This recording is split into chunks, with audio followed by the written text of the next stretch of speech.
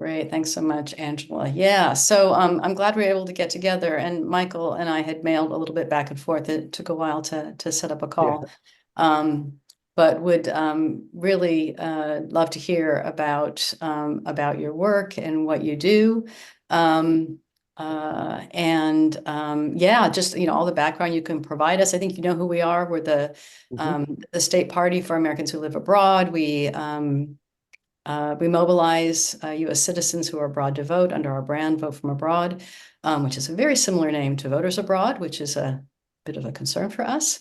But whoever wants to start, I'd love to hear about yourselves and your work and your mission and what you're up to. Will, do you want to intro first? Sure, I'll get started. Good morning or good afternoon or good evening, everybody. I'm Will, pronouns he, him, based in New York City, specifically Jersey City. Grew up in Maine, activist and organizer in Colorado for a number of years. Married to a Colombian.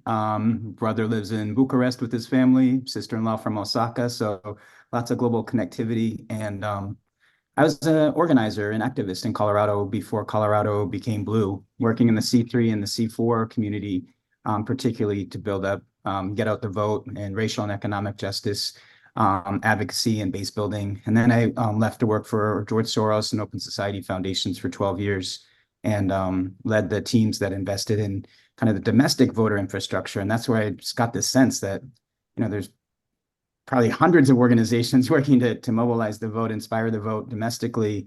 And there's a vast universe of overseas voters and just really have had long respect for Dems abroad and wondered if, in concert with colleagues, if there's a role for an independent organization that's not party affiliated to help support the engagement of people from abroad so we can have better results defeating fascism and saving our democracy here in the States. So sorry, went on too long. Good morning. Great, thanks. That's a good introduction. Appreciate that. Yeah, Um, I can jump in maybe. So Michael Peñuelas, born and raised in Seattle, Washington, which is where I currently live, but I'm also a dual citizen in Spain and have navigated the surprisingly paper-intensive process of voting in Spanish elections on a variety of occasions, and so have some that's kind of the natural sympathy here, a natural connection to this work.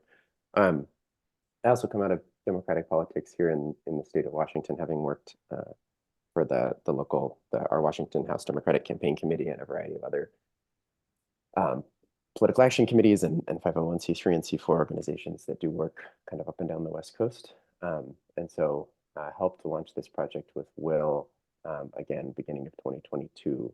Um, and was able to have some really great conversations at the time with Julia, who was the outgoing chair of DA when we were first launching this. So have been really lucky to learn from and learn from what you all have done, at least over these past 2 years.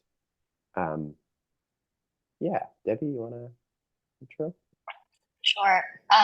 First part of my intro is that I'm a bit under the weather, so I'll sound a little croaky and also periodically go off camera to blow my nose, but not expose you all to the sight of that. But yeah, I'm Debbie, currently in Brooklyn, a dual citizen of Taiwan and the US, and then also in the process of getting citizenship for the EU. I've been nomadic since 2017, mostly in the Nordics, so a lot of time in Helsinki and Oslo. And my background is actually in tech, so worked in Silicon Valley about a decade ago on the policy and business development side of things, and then more recently pivoted into the social impact and public interest space, and was lucky enough to connect with Will and Michael to work on pro-democracy projects. And at the start of this year, joined the effort to sort of activate the overseas vote. So probably the least kind of sophisticated in this room in terms of the political and electoral space, and keen to learn from you all. Great, thank you. Yeah, so I guess we're just extremely curious about how this came to be, what your goals are, what your mission is in organization, how you're put together, all of that kind of stuff, so we can, you know, get a better sense. I get the concept, but yeah, I mean, the concept we get. But just what have you been doing so far, and how far Yeah. have you gotten, and what are your challenges and your opportunities? Love to hear all of that. Will, is there any more kind of background setting you want to do, or I can just jump in? No, I mean, the only thing that I would say, Martha, is that you know, we are not party affiliated. We are progressive center left people that are deeply committed to seeing a multiracial democracy actualized, but work particularly in the C4 and the C3 space.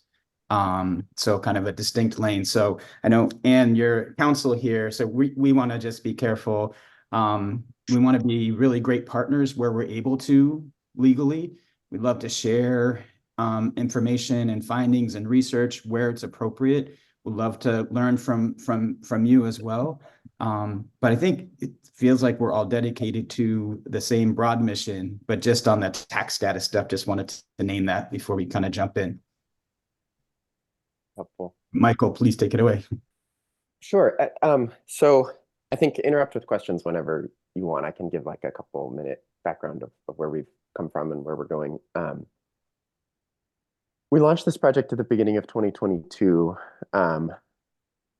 motivated by what Will described, which is the fact that, you know, domestically we have this very deep. Oh, go ahead. Let's see what Debbie was commenting there.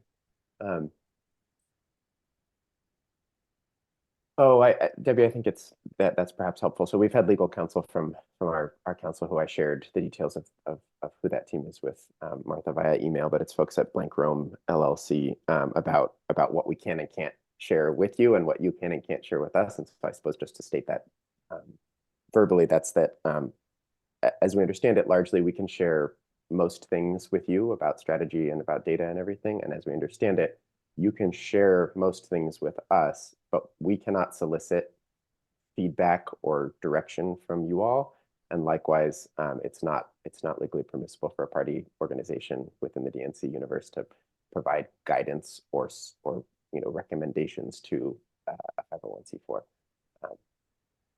So correct me if Anna, if you have a different understanding, but yeah, just sharing that.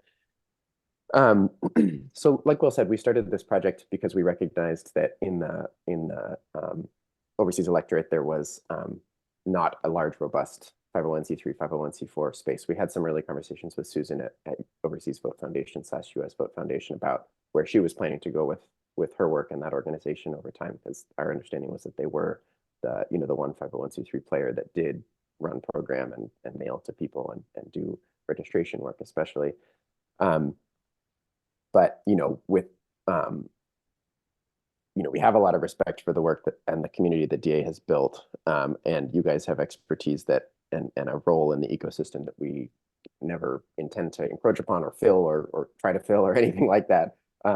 We think that there is really incredible work being done within your network, and we wanted to see if we could tap into a separate pool of resources on the financial side to bring additional program online that would register and turn out overseas voters, similar to the way things work domestically, where there's this large suite of, Vote America and Rock the Vote and all, and just organization, vote.org, organization after organization in the 501c3 space, Voter Participation Center, CBI, all of these, and set up one that is specifically focused on the overseas electorate and begin to develop some expertise here. So in 2022, after talking with lots of folks who have worked in this for a long time, including Julia, who was a really great early advisor after she had stepped down from the chair position at VA, we started with mail because that's, from my background in politics, that's one thing that I know how to do. And so we sent, we partnered with a political scientist at Yale, Josh Kalla, to run a randomized controlled trial through the Innovation Under Tested Fund that's run by Open Labs and mailed to 43,000 folks in Canada, either one or two pieces of basic black and white social pressure mail. And the thesis being that in some user interviews that Debbie had done, while Democrats Abroad was a name that was known generally, people couldn't recall having seen a mailer related to the elections, just like full stop. No presidential campaign had mailed to them, no Democratic Party organization, they didn't remember having seen mail. Whether or not they got it, is a different question. People's memories are not always perfect. And so our thesis was that anything that we did would have an outsized impact, a bigger impact than we would see domestically. And we saw that, which was, we saw about 4 times greater impact from those mailers than the Analyst Institute estimates you see from an average social pressure mailing domestically, which was like a really encouraging piece of validation. And so we've really, over the past year, been raising money and working on developing additional experiments to understand how to best reach this audience from an empirically best standpoint. And so Debbie's team has been running relational, so reaching out to people and offering in a similar model to what Empower does domestically, to pay people for their time to reach out to other expats or American citizens who they know, American passport holders who they know, and trying to see if that's a cost-effective way for us to do work to additionally register people, and also running digital ads, which I think someone mentioned in an email, maybe Angela, that we've been running digital ads to try to register people, and that one's been really effective, which is exciting. We haven't scaled that because we didn't want to do that work before January, before people's registrations would be valid for 24 impact. So those are the 3 domains we've really been working in: mail, digital, and relational. Debbie or Will, what else should we fill in, or what questions do people have? Debbie, do you want to jump in? I think that covers most of it. I'd be curious what the Dumbs Abroad team, feels like we could fill in more.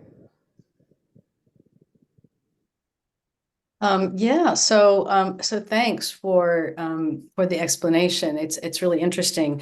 I guess what stands out for me is sounds like your model is reaching voters, kind of like the domestic model, where if we can find the people who aren't registered, or if the people who aren't voting or whatever, that reaching them and then getting them to go through a couple of steps to get registered is the goal. And which is interesting because that's really a very different approach than we take, given how complex voting from abroad is. And our goal is to get people to actually have their ballots counted.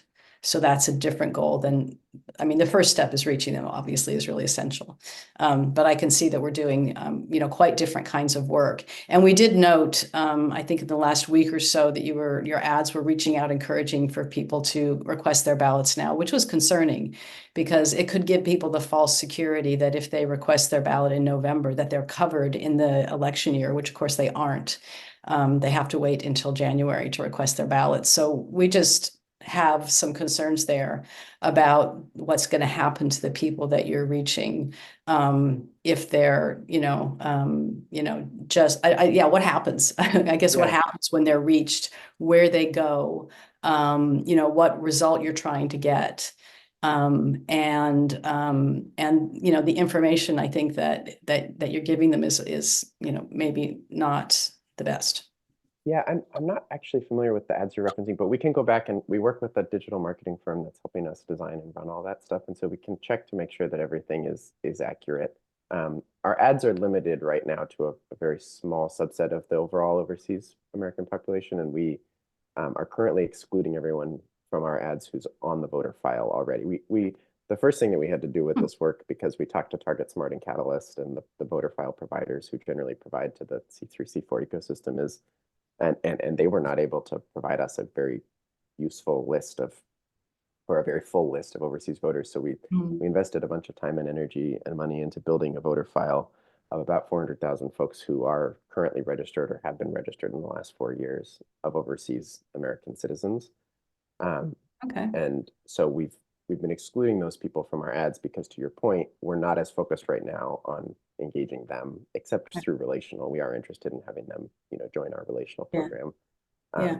But I suppose I would say, yes, we're very aware of the regulations around voting here, and if we are encouraging anyone erroneously to request a ballot now, that's a mistake, and we'll take a look at what that copy is.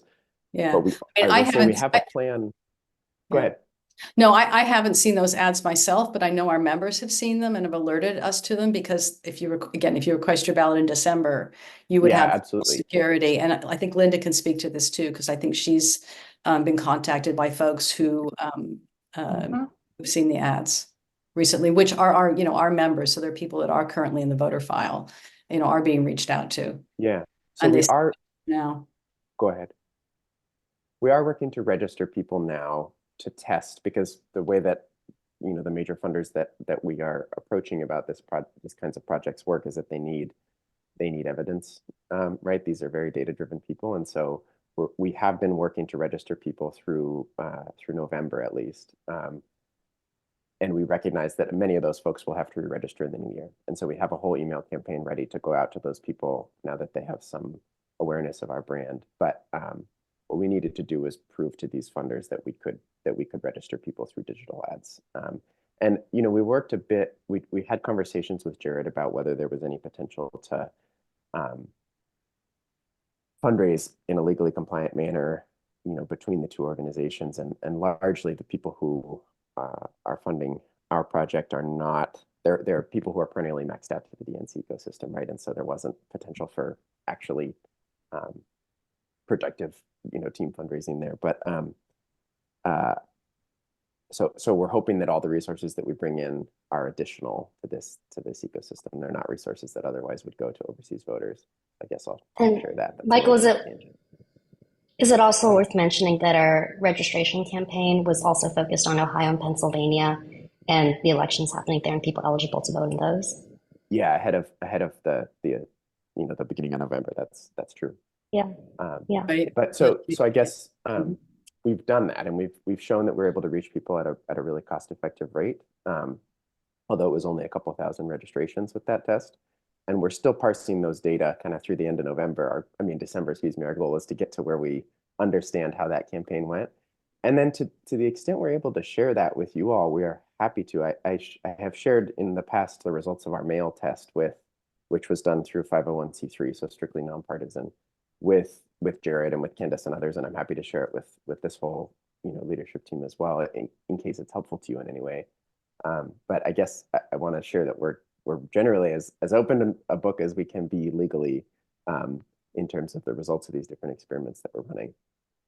Yeah. Well, it's Yeah, helpful. and Yeah. oh, Martha, I was also just going to say, I think a big part of what we're trying to do is kind of just identifying the unknown portion of this universe. And one of the projects we're currently working on is then uploading all of that data into the DDX so that other groups can be running voter registration and turnout campaigns on those folk. And I think that's a big part of what kind of my team has expertise in, right? It's kind of data and list building and kind of the technical aspects of that. And so I'd say that's a big chunk of our work. Yeah, And, I appreciate and beyond that. DDX, there's a relational conversation that we're in currently with our friends at America Votes. Some of us have worked with over the years just about how to better integrate what we're doing into state-specific plans. So there's the DDX side, and then there's the kind of how it connects on the ground to organizations leading strategy for particular states or for particular districts. But as Michael and Debbie have shared, whatever we can share legally, we would love to, because the community seems really large in terms of the numbers of members of Democrats abroad. But in terms of organizations working to tackle the several million folks that are unidentified but eligible, seems like we could benefit from learning from one another to do so, and with different kind of strategic capacities across our various teams. Feels like the sum could be greater than the whole could be greater than the sum of the parts, whatever the phrase is. Yeah. Yeah. No, I mean, that's really interesting. Especially if you're uploading foreign addresses into DDX. I don't know if everybody here knows what DDX is. If Angela, Steve and I know what that is, but Angela and Linda might not know about that. But yeah, that's super interesting. Yeah, DDX is the Democratic Data Exchange, and it's a way for groups across the ecosystem to share data in a legally compliant manner, because there are walls basically, so data become kind of disaggregated and a group on the Democratic side or on the NGO side is not able to see who pulled that, who generated that data or what specifically the data were, but it translates into like Democrat support scores and things like that are on the DNC voter file. And so we have become full members of the DDX exchange. Okay. With that intention of just, again, putting it out into the ecosystem and allowing you and others to use it. Yeah, and is that about relational organizing? Like, I know DDX is used in the United States. Would that be like relational organizing, where if someone had moved abroad, that address would be noted and included in DDX, or if people had friends and family abroad, what would actually, what would actually be that piece, the DDX piece there? Yeah, my understanding, others correct me if you have a different understanding, is that the DDX also has staff who can sit down with DNC affiliates and who are on kind of the other side of the firewall there and talk through all of their capabilities. So if that's not a direct connection you guys have made, I think they can probably explain it a lot better than I could. Oh, okay. But I was just wondering so you're giving foreign addresses to DDX, or you taking them, or both? No, we upload, so all the new people that we identify and register, we upload their information, so their name, their contact information, that might be their email, their phone, their address, and we upload that. And then there's also a history of the interactions that they've had, and then other groups can see that and conduct outreach accordingly. Okay, so if there were any takers of foreign data, that your data would be available there in DDX. Mm-hmm. Yeah, okay, and so when any other group in the space, let's say Planned Parenthood Votes or Choose Your Group, is wanting to do outreach, they just get a list of humans, right? They don't know who put those people in the list. Yeah. Well, the whole data thing is super interesting because, as you know, the way that data is managed by states, varies widely, and the formatting of it is not in any way standardized. And it's well, anyway, I'd be interested to hear what your experiences are using data from the voter rolls. And yeah, Linda, I see your message in the chat. Thanks for sharing that. And I think that's concerning to us. That's a mistake on our part, and we will fix it immediately. Right? Well, I think what the register now, just real quick, was from that original test. And again, we recognize that the people we registered that way, we will have to re-register in the new year. But again, the ads were designed to run this experiment with a limited universe. So that we could prove whether or not this was a useful tactic, and then we're going to reapproach the. I can just tell you that I've been sent ads in the past few days that say you need to register early, register now. That's all that's the fact. That test should have been wound down, and so we'll check on that. I appreciate the flag, and for future reference, if you see other stuff that is coming from our ad accounts that is either erroneous or the timeline is wrong or anything, I think that is stuff that. Those are flags that I think legally are totally permissible. You can send us an email and say this is wrong. So we welcome that. We want to make sure that we're not ever sharing incorrect information. So maybe, Martha, can I ask a question? And just being very clear that, as Michael mentioned, per legal constraints, not soliciting kind of strategic feedback, but I'm very curious, kind of as, an org that's been around and kind of the main plan with space, what in your mind would the ideal ecosystem look like, and what would be the role of kind of an independent kind of nonprofit C3, C4? What would be kind of the role of that entity in the ecosystem? And maybe your answer is, I'd just rather they not exist at all. Or, there are certain gaps and challenges that, we face that we don't think we could fill given our constraints that this organization ideally would plug into. I think that's a really good question. I mean, that's really the key question here is, how could efforts like this be complementary to what's already being done? And that's, where our concern has come from, is that, our existing voters who we take all the way through the process, right? We help them register. We help them make sure their registration was received. We take them all the way through, making sure if their ballot had any issues at the end of the day, that it gets cured and the signature can be, I mean, all the whole thing, right? We do the whole thing. And our concern right now, and where we're not complementary, but where I think we're inquiring into how we could be, is those voters with a very similar URL, voters abroad, are being approached with these digital ads, and being taken through a much a truncated kind of a process, right? So that's obviously not complementary. We have a full service system, and then that reaching out to the unreached would be complementary, right? If we could find a way, and I think what we all want to do is we want to have more of those people that are unreached be reached in a way that they can actually in a meaningful way engage in the voting process and make sure that they are able to do it through all the steps. And voting, if you've ever voted from abroad, the experience varies incredibly widely depending on the rules in the state that you vote in, whether you're in a country that has a functioning postal service, I mean, that whole thing, right? So that first part that I think you're covering, which is, having people register or request a ballot, is like a small piece of it. But there's a whole other part that is actually going to get a result there. And so, our concern right now is that is really with the way that you're approaching voters. I mean, first of all, some of them are not the unreached, they're the reached, but you're using a brand that's very similar to ours, and we have a very well-established brand. And I think it would be much more complementary if you would take a different approach in terms of the naming of the work that you're doing, so that it's not confusing people, and giving them the idea that they're getting a full service, whereas they're not.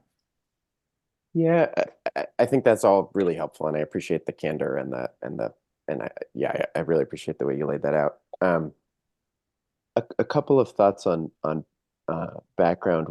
So in the early days of this project, we had hoped that we wouldn't have to build our own tool, and we were still exploring what the legally compliant ways of working together were. And we had approached Julia and then Candace about whether there was a way to share the data from your tool from vote from abroad with us, so that we could still run these experiments, and there could just be the one well-known tool online for people to register and request a ballot and so on. And where that landed was that there was not a way to share those data, and so we had to stand up our own separate tool. And we tried to build it in a way that makes it clear. We've modeled it largely off of the Voter Participation Center style, very bland, if you will, trustworthy, government looking, very, very without any party messaging, or partisan aligned messaging, without any even really values aligned messaging beyond we believe in a healthy democracy. And so we built it to try to be pretty separate from you all. In terms of brand, and I recognize that the words are very similar, we spent so much time trying to come up with different wording, but you all had done a really good job branding yours. And we talked about different words expats and overseas, and we went through so many different options and tried to come up with something that again looked like the Center for Voter Participation, Center for Voter Information, these different groups that do really good work in the U.S. and targeted at voters abroad. And so I recognize the similarity, and yeah, I agree that it would be ideal if we could have come up with a brand that was different. Yeah. I think you really should do that. I think you should. I mean, I think if you're going to try to find new voters, and if you're going to try to be complimentary, it doesn't work to use the same words. I think it's really, it infringes on our work, and it confuses, people who are expecting to come to our site. I would really encourage you to do that, because the Overseas Vote Foundation has figured out how to do that. There's a lot of different ways to do that. I think it's a problem for us. Okay, well that's fair, and I appreciate you raising it, and we'll have some more internal conversations about where that goes.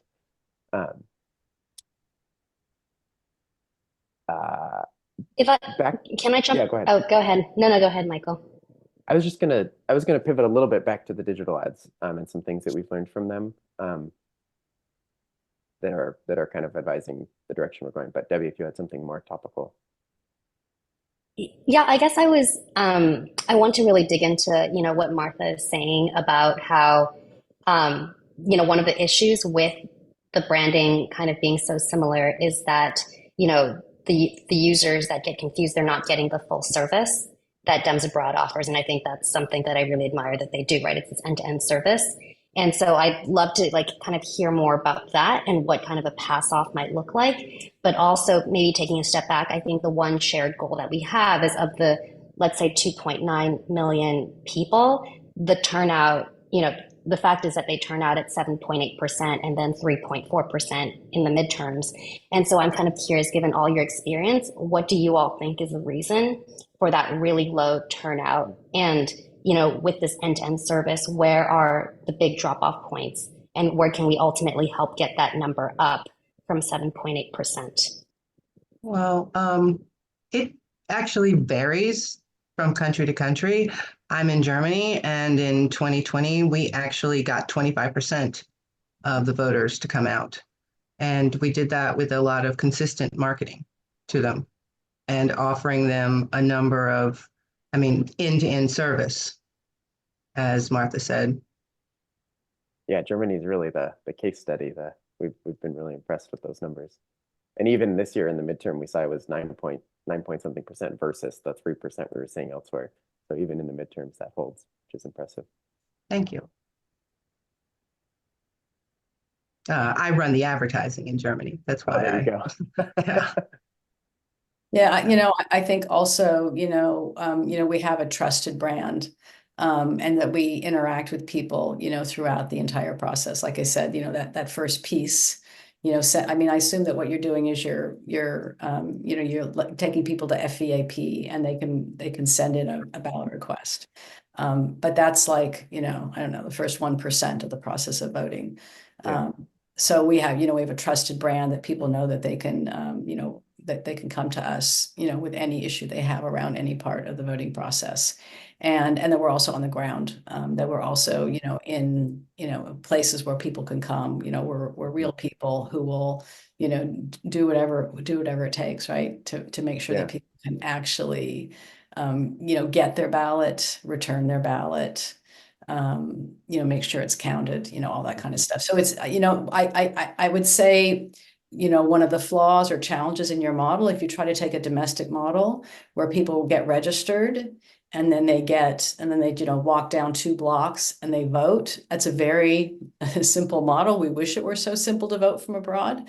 Not our model. We understand the complexity. Yeah. Okay. Yeah. So, there's just many more touch points along the way. And, a lot of complex problems that people have. Especially, with voting being different in different states and the level of education. I think if you want to do something really complementary, the education level of local election officials and their awareness of voting from abroad is quite low and very, it really differs a lot. And so, we try to, brainstorm about things that we'd love to see happen, right? Wouldn't it be great if there was a poster in every, local election office that had the whole flow of what it is to vote from abroad, like in that, state or county or, state level or something. These are things that I think could really move the needle, because when somebody calls up their local election official or sends them an email and that person doesn't really know. I've been on hold. I have a very good election office. I was on hold for like 30 or 45 minutes last year because I didn't get my money on the ballot drop date, right? So, those are the kinds of things that we think about, that could really move the needle. And, but I think that, I think there's a lot of brainstorming we could do about how this work, your work, and the other organizations that are abroad, if they are going to exist, that might want to tap into that, resource, like, where are the gaps really? And I'm just really concerned with, if you just take people through the first piece and then leave them, that doesn't achieve the goal. No, I completely agree. And I think, Will started to allude to this, but just to dig back into kind of our pipeline, the tool, it doesn't just direct people to FVAP, it walks people all the way through the process of filling out the FPCA. And then at the end, it either emails that directly to their election official in the places where that's allowed, or submits it electronically or it asks them to print out the PDF, right? And then following that, we have an ask that they join our relational program so that they can then, share that with additional folks. So it is on the registration side designed to be, from the first step all the way through the 9th step of submitting the registration. And we've been in contact with all 50 secretaries of state to confirm that the way that we're doing it is the most optimized way for them, so that there's, to try to reduce the potential that a registration form be rejected. And we're making little tweaks here and there based on what we're hearing from secretaries of state to make sure that we're in compliance. Like we had a question about Nebraska yesterday, and we're trying to figure out, exactly how that works in all of those localities. But to where Will was starting to go, I think, we do have, that was the purpose of our mail test, was to figure out if sending mail could impact voting rates. And we saw a 4% boost in Canada from that. And that was a randomized controlled trial with really strong statistical significant results. And so we're happy to share that with you. That was in the 22 midterms. We do intend to run a program like that this year to improve turnout rates. And I think that the unique value add from the C3, C4 ecosystem is that, there are funders who are used to funding this kind of work with Voter Participation Center, which spends, their budget is like, I think it's many tens of millions of dollars per year. So there are funders that are very figures per cycle. Yeah. Say that again. It's over 9 figures per cycle. Yeah, they're used to running those programs, domestically, and they're super effective. And so if we can tap into, to be a little bit crude here, tap into some of that funding and bring some of that to the overseas electorate, that's a direct, additive thing that we can do. And so we plan to send mail where it's economically feasible to that. And again, it would be, as of right now, we plan to send fairly nonpartisan, bland social pressure mail based on like the best practices that the Analyst Institute has, the most data on, to ensure that people are turning out. And we're going to experiment with some. I mean, we understand that you all have done major digital campaigns in the past, including in 2020, and so we're going to see if there's a way that we can be additive in the digital space as well, with digital ads focused on GOTV, focused on ballot return. Yeah. And in the timeline when that is relevant. Yeah, additive, like having bland ads or having a different. Yeah, so this is interesting. In the tests that we ran the last 2 months, we ran some through our C4. We ran some ads that had Trump and Biden and talked about candidates and parties, and we used blue and red and colors, and they were splashier.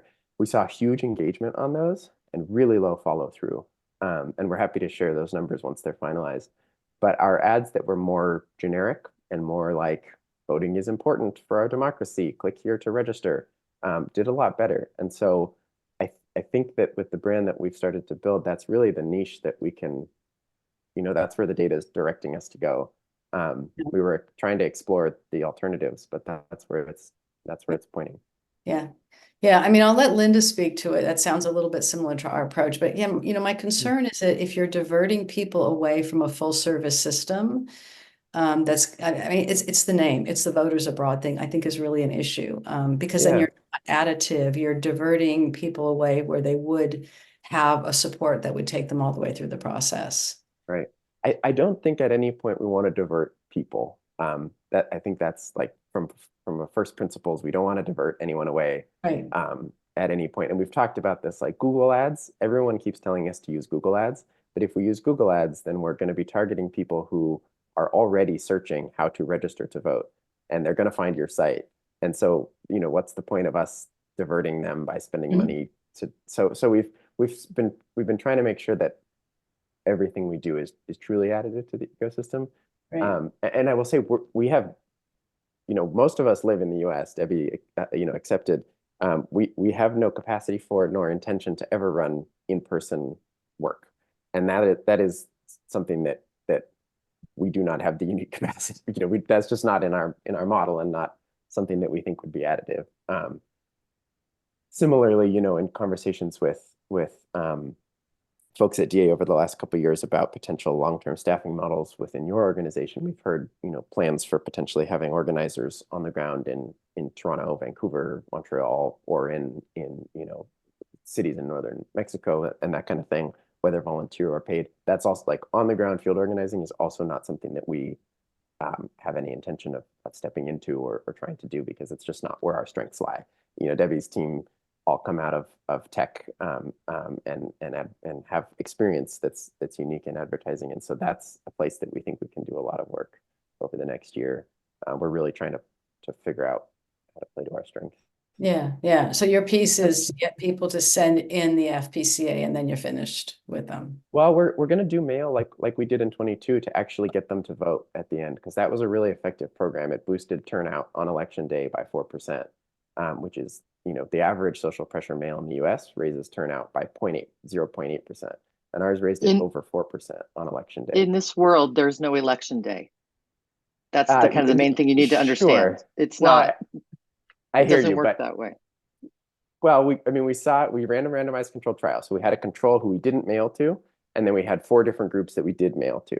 And those voted, once all of the 50 secretaries of state had finalized the elections and that was put back into the voter file, we saw a 4% boost in turnout. And so it's, very, very, I hear you that there's no election day, but we did see people turn out at a much greater rate. And so we're hoping to scale that work this year, because it was impactful. We saw those results. Friends, I have a question. I think we take very seriously the concerns that you've expressed, and we will discuss them after the conversation, and we want to be good partners. Can't make commitments on the call right now, but we're taking them down and listening sincerely and with detail. I guess my question, we don't have a hell of a lot of time left, is how we all think about the scale of the challenge of the unidentified folks.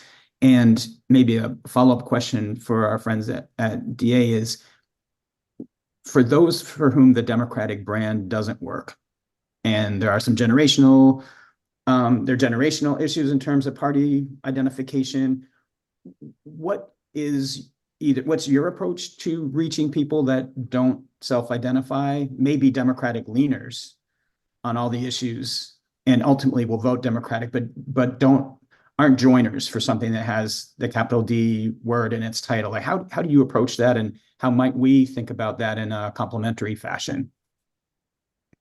Well, that's like the $1 million question, right? I don't think there's the answer. I mean, you could see our approach in terms of, the way we advertise and the way we approach people. But then also, like I said, we have a full service and we're on the ground as well. That's part of it. So yeah, we have, many established programs and so forth to do that. I guess my question would be, you mentioned Canada and Mexico. What countries are you planning to run digital ads in the next cycle? Oh, but Martha, before we move on to that, can we just talk about scale? Like, what are the, if you don't mind sharing, what are the numbers that you seek to reach in 2024, and how does what percentage growth does that reflect over the voters that you sought to reach in 2020, for example? Like, how are we all thinking about this, whether it's 2.9 million people or whether it's a larger number? There are some variations about, the numbers that people cite, but how are you addressing the scale? Well, we have a tiered approach, based on the kind of fundraising and capacity we're going to be able to have, to do that outreach. I mean, we had a really tremendous growth. I mean, you probably know the numbers from 2020. Our approach was really effective, and we saw a result, an incredible increase, the highest numbers ever in terms of voting from abroad. So we're hopeful. I mean, it's a completely different cycle, right? I mean, I think we really have to take that into account, so, what was motivating people and all of that in 2020 was what it is. And, we're 11 months out from the election, right? So yeah, I mean, we have the intention to increase the electorate again. And I think in that sense, it's, the more, the more attention that overseas voters get, and the more creative approaches that there can be, that's really good, but they really should be additive. I think that's what's really important. We look at issues that people care about, for example. We do a lot of issue-based work. And so if you're doing more of the kind of the generic type work, you know, that's complementary. But I don't I don't really. think we need to do issue work also. I don't know if we've discussed that, Debbie and Michael, but generally has not been our approach.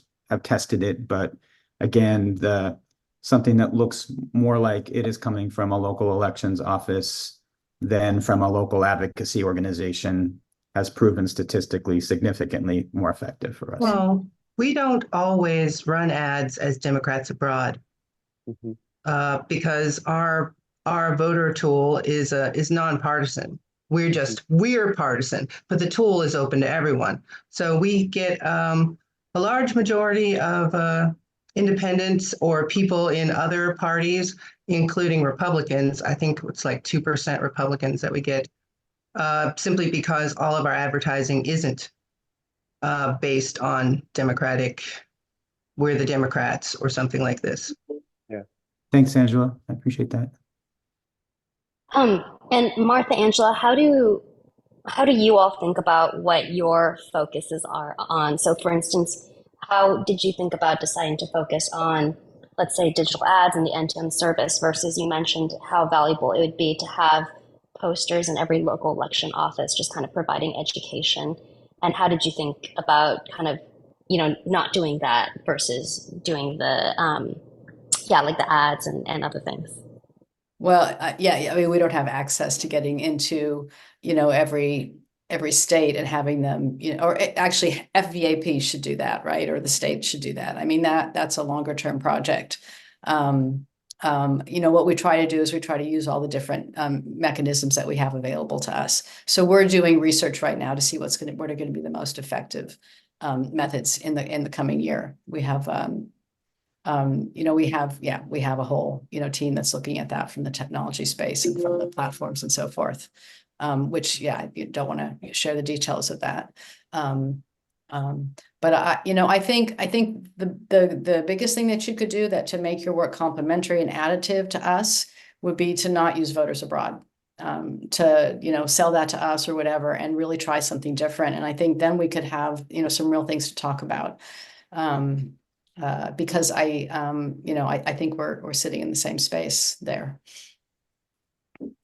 Can I just add, I think, you know, if you're really looking for a way to make a difference, to turn out the millions of people who live abroad, there's a lot of holes and places in the entire system that need shoring up. And using digital ads to reach out to people who live abroad, you know, it's just, I don't know.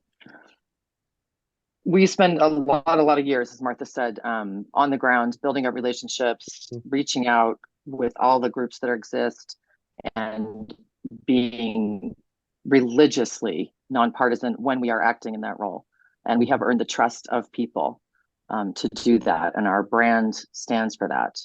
And yes, we are also available to Democrats abroad, but we turn out numbers far beyond our membership. So I think if you really looked at the process, the places where it falls apart are not because people don't know. I mean, our awareness is low for sure, but I just think there's probably other, I'm just maybe speaking out of turn, but that's. No, there's many reasons why people don't vote. And only one of which is because they don't know how to do it. It's very complicated.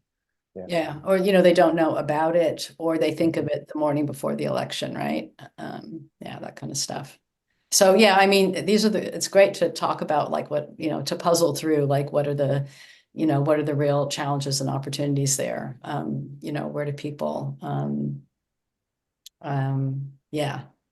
decide not to vote or get lost in the process? Yeah, or you know, miss deadlines. That's part of it as well.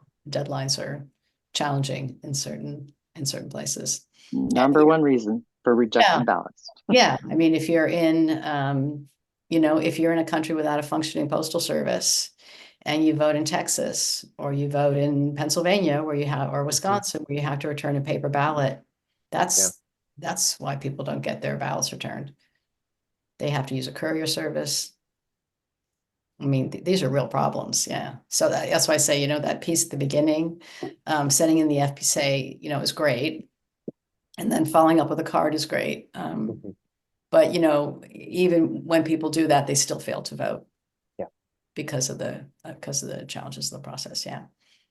And Martha, are these challenges that you think you would pick up? Like, what's part of the end-to-end process, as you mentioned, and what's kind of outside of it? So, like I know you're hand-holding people through the whole thing. So you mentioned, you're in a place without a functioning postal service, and you're voting in Wisconsin. Like, how do you handle cases like that, if at all?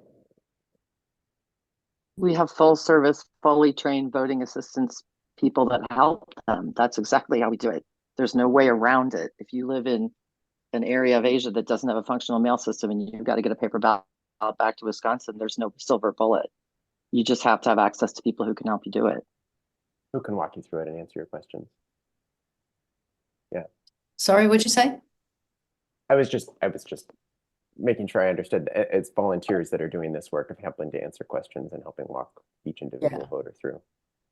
Yes. Yeah, but sometimes it's even more than that,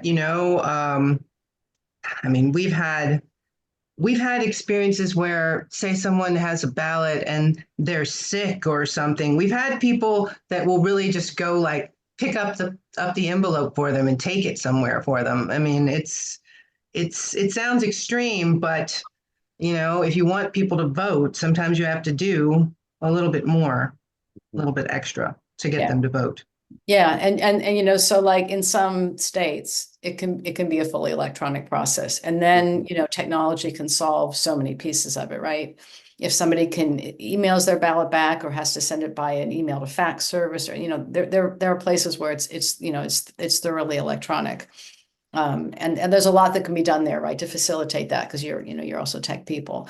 But then there's these other instances where if you vote in certain states that require paper ballots, or if you're in countries where you can't return those easily, or even if you're in a country where you can return it easily. I mean, the Postal Service sometimes just sends ballots return to sender for no reason, right? So we have to work with the Postal Service to not reject ballots for no reason, or DHL rips an envelope open and spoils a ballot. I mean, there's all that kind of stuff that happens along the way. So when you're in the physical space, and a lot of the key states that we want to get votes out of do have the requirement to return a paper ballot,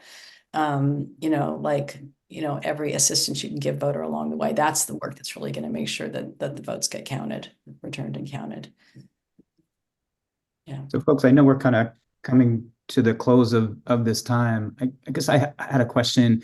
It's insanely difficult to get 8 people across many time zones together for follow-up conversations. But as we take back what we heard from you, questions you asked, concerns that you expressed, what are the best ways to facilitate ongoing communication? And I just have learned, I think Debbie and Michael knew this more recently, longer term than I, but just recently learned about Jared's departure, and just, will you have an executive director or a staff structure for 2024? Or like, what's the best way to facilitate legally appropriate information sharing and follow-up? I think calls like this are really useful. We have people that are obviously very knowledgeable and involved in organizing the process. So, just reach out again. We can, I think having live interactions like this, and, trying to figure out, where the opportunities are really useful. And I think it's also, it's been useful for us to be able to share where some of the real bottlenecks are in the process that can't be solved by technology alone. So you get a sense of our work. And again, we're just really concerned that people, have access to that full service in terms of returning ballots, as opposed to just, requesting them. And so all respect. And I think it's really great that you're doing experimenting and studies, and it's really wonderful. But let's see if we can bring it together to make sure that we can move the number that we actually want to move, which is ballots counted. I think that's, what can be additive in terms of getting more ballots counted. Starting with, finding people and then getting them to register and all that. But we'd be open to having a follow-up conversation going from there as we ramp up our staffing for 2024.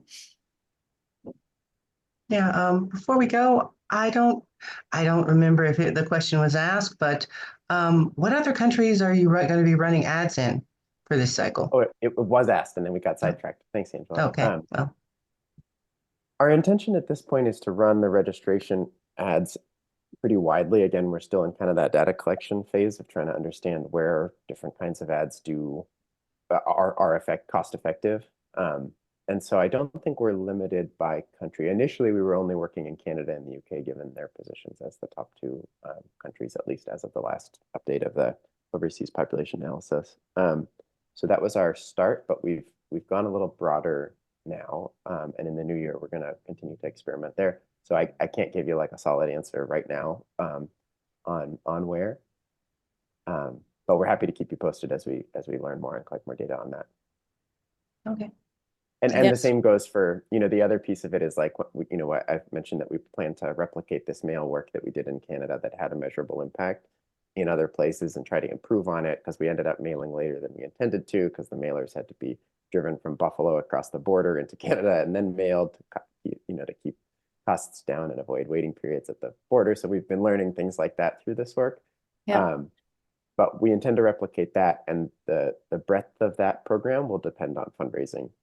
Really, it'll depend on the magnitude that we're able to bring in. So we'll try to keep you posted again, to the extent legally allowable on where we end up running program. Yeah, great. Thank you for that. We'd love to be kept informed and meet again. Absolutely. All right. I will just jump in and just say it's Sure. helpful to know how you did Canada, because I was the past chair of Canada and I received the 2 pieces in good. 22. And I was curious because it's, mailing in Canada is a very expensive proposition. So yeah, now, okay. So it's that you produced it over in Buffalo and drove it across. That's interesting. Yeah, we'll Good share way of controlling the cost. Yeah, that was a 501c3 project, and we'll share those results with you.